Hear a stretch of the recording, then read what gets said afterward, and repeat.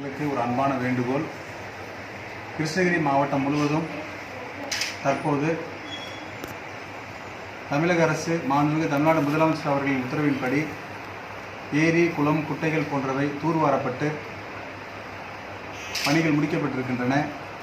இது சமயம் தற்போது பெய்து வரும் மழையின் காரணமாக அங்கங்கே நீர்நிலைகளில் நீர் தேங்கியுள்ளது.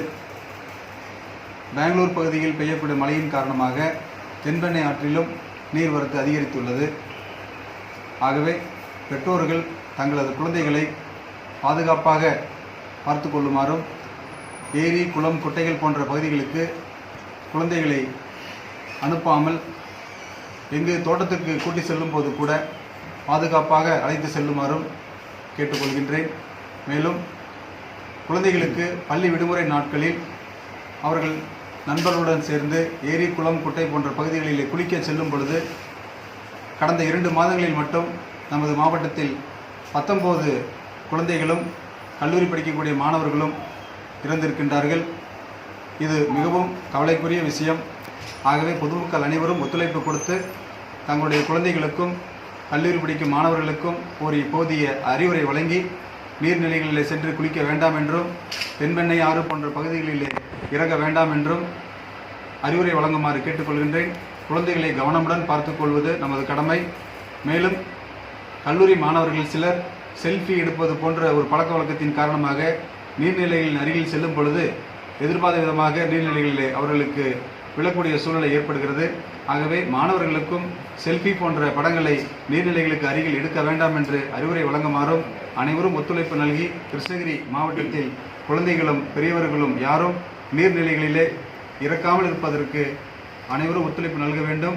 குழந்தைகளை பாதுகாப்பாக இருக்க அறிவுறுத்துமாறு மாவட்ட ஆட்சியர் என்ற முறையில் அன்போடு கேட்டுக்கொள்கின்றேன். இறப்புகள் ஏற்படுவது தொடர்பாக மாவட்ட நிர்வாகத்தின் சார்பாகவும், காவல்துறை, வருவாய்த்துறை, உள்ளாட்சி அமைப்புகளின் மூலமாகவும் ஒவ்வொரு கிராமங்களிலும் நீர்நிலைகளுக்கு அருகிலே பலகைகள் வைக்கப்பட்டிருக்கின்றன. இந்த பகுதியில் யாரும் குளிக்க வேண்டாம் என்றும், அருகில் செல்ல வேண்டாம் என்றும் எச்சரிக்கை பலகைகள் நிறுவப்பட்டிருக்கின்றது. மேலும் ஒவ்வொரு கிராமங்களிலும் ஆட்டோக்கள் மூலமாகவும், வாகனங்கள் மூலமாகவும் அவர்களுக்கு விழிப்புணர்வு ஏற்படுத்துவதற்காக விளம்பரங்கள் செய்யப்படுகின்றன. குழந்தைகளை பாதுகாப்பாக இருக்க அறிவுறுத்தி பொதுமக்களுக்கு செய்திகளும் அறிவுரைகளும் வழங்கப்படுகின்றன. இது தவிர பல்வேறு அரசு துறையின் சார்பாகவும் நடக்கக்கூடிய நிகழ்ச்சிகளிலும் அனைவருக்கும் இதுபோன்ற செய்திகளை தெரிவித்து அறிவுறுத்தப்படுகிறது. தொடர்ந்து கண்காணிக்கப்பட்டு வருகிறோம்.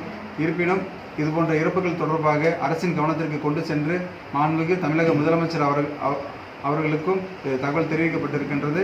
தமிழக அரசு தேவையான உதவியை செய்வதற்கு நாங்கள் நடவடிக்கை எடுக்கிறோம்.